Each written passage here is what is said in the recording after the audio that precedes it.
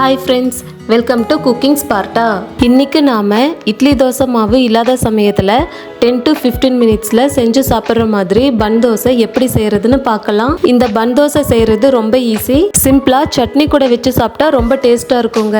வாங்க வீடியோக்குள்ள போகலாம். ஃபர்ஸ்ட் ஸ்டவ் ஆன் பண்ணி ஒரு கடாயை அடுப்புல வச்சு கடாய் சூடானதும் 1 tablespoon எண்ணெய் ஊத்திக்கலாம்.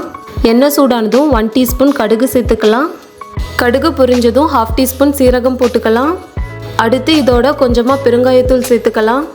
அடுத்து இதோட 1 teaspoon அளவு இஞ்சியை பொடியாக கட் பண்ணி சேர்த்துக்கலாம். அடுத்து பொடியாக கட் பண்ணி வச்சுருக்கிற கறிவேப்பிலை சேர்த்துக்கலாம். அடுத்து கட் பண்ணி வச்சுருக்கிற ஒரு பெரிய வெங்காயத்தை சேர்த்துக்கலாம். இதை எல்லாத்தையும் லைட்டாக வதக்கி விட்டுக்கலாம். இப்போ இதோட பொடியாக கட் பண்ணி வச்ச ஒரு பச்சை மிளகாவை சேர்த்துக்கலாம். எல்லாத்தையும் நல்லா வதக்கி விட்டுக்கலாம். இப்போ எல்லாம் நல்லா வதங்கினதுக்கப்புறமா ஸ்டவ்வை ஆஃப் பண்ணி விட்டு இதை கொஞ்சம் நேரம் ஆற விடலாம். அடுத்து ஒரு கப் அளவு ரவை எடுத்துக்கலாங்க. இந்த ரவையை ஒரு மிக்ஸி ஜாரில் சேர்த்துக்கலாம். இதோட 2 tablespoon அரிசி மாவு சேர்த்துக்கலாம். அடுத்து இதோட 1/4 கப் தயிர் சேர்த்துக்கலாம். இதோட கொஞ்சமாக தண்ணி சேர்த்துக்கலாம். இதை மிக்சியில் அரைச்சி எடுத்துக்கலாங்க. மாவை ரொம்ப கெட்டியாவோ ரொம்ப தண்ணியாவோ இல்லாமல் இந்த பதத்தில் இருக்க மாதிரி அரைச்சி எடுத்துக்கலாங்க.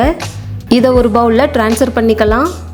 மிக்ஸி ஜாரில் 1/2 tumbler தண்ணி ஊற்றி அலசி அந்த தண்ணியை இதோட சேர்த்துக்கலாம். இதை ஒரு ஸ்பூன் வச்சு நல்லா மிக்ஸ் பண்ணி விட்டுக்கலாங்க. இதோட 1/2 tablespoon உப்பு சேர்த்து நல்லா மிக்ஸ் பண்ணி விட்டுக்கலாம். கடாயில் வதக்கி வச்ச ஆனியனை இதோட சேர்த்துக்கலாம். இப்போது எல்லாத்தையும் நல்லா மிக்ஸ் பண்ணி விட்டுக்கலாம். சோடா உப்பு இருந்தால் ஒரு பிஞ்சு சோடா உப்பை இந்த மாவோட சேர்த்துக்கோங்க. அப்போ தான் பன் தோசை நல்லா சாஃப்டாக வருங்க. நல்லா மிக்ஸ் பண்ணி விட்டதுக்கப்புறமா மூடி வச்சு 10 minutes ஊற விட்டுறலாங்க. 10 minutes கழித்து ஸ்டவ் ஆன் பண்ணி ஒரு பேனை அடுப்பில் வச்சு பேன் சூடானதும் ஒரு கரண்டி மாவை பேனில் ஊற்றி கொஞ்சமாக எண்ணெய் விட்டு வேக விடலாம். ஒரு பக்கம் வெந்ததும் நெக்ஸ்ட் சைடு திருப்பி விட்டு வேக விடலாங்க. நல்லா வெந்ததுக்கு அப்புறமா தோசையை எடுத்துடலாங்க. இந்த மாதிரி மீதி இருக்கிற எல்லா மாவுலையும் தோசை சுட்டு எடுத்துடலாங்க. சூப்பரான பன் தோசை ரெடி. தக்காளி சட்னி தேங்காய் சட்னி கூட வச்சு பரிமாறலாம். இந்த தோசை செஞ்சு பாருங்க, வீட்டில் இருக்க எல்லாரும் விரும்பி சாப்பிடுவாங்க. இந்த வீடியோ உங்களுக்கு பிடிச்சிருந்தா லைக் பண்ணுங்க, ஷேர் பண்ணுங்க, சப்ஸ்கிரைப் பண்ணுங்க. மறக்காம சைட்ல இருக்க பெல் பட்டனை கிளிக் பண்ணுங்க. தேங்க்ஸ் ஃபார் வாட்சிங்.